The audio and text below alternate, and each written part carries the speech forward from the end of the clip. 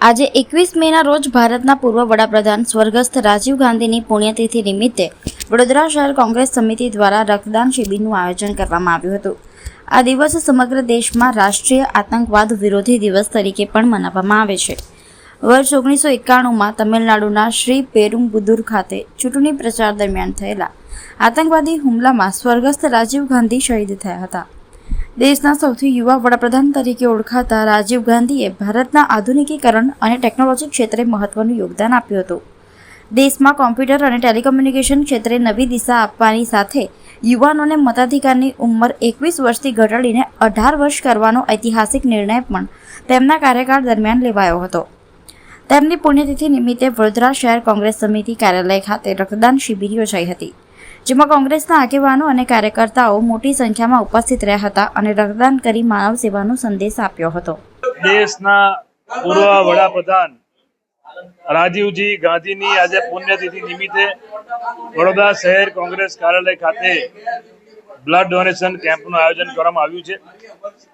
સ્વર્ગીય વડાપ્રધાન રાજીવજી ગાંધી ટૂંકા સમય માટે વડાપ્રધાન રહ્યા, પરંતુ એમને જે કાર્યો કર્યા છે એ કાર્યોનો લાભ આજે પણ દેશની પ્રજાને મળે છે અને દેશ દુનિયામાં રાજીવજી ગાંધીનું નામ છે।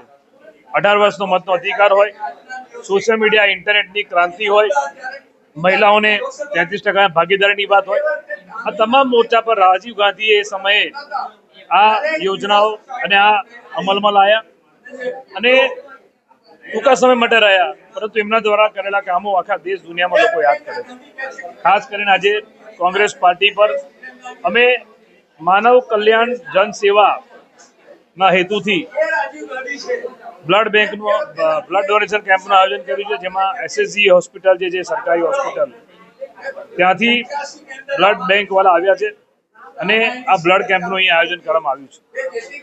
SSG હોસ્પિટલ એ સરકારી દવાખાનું છે અને એમાં ત્યાં ગરીબ અને મધ્યમના લોકો સારવાર લેવા આવતા હોય છે।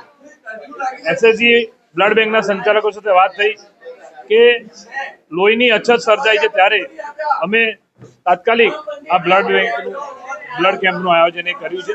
આપણા માધ્યમથી શહેરીજનોને કહું છું કે બીજી બધી બ્લડ બેંક હોય છે એ તો પ્રાઇવેટ ચાર્જ વસૂલ કરે છે, ત્યારે SSG હોસ્પિટલમાં કોઈ પણ જાતનો ચાર્જ લેવામાં નથી આવતો અને આ બ્લડ બેંક 24 કલાક કાર્યરત છે।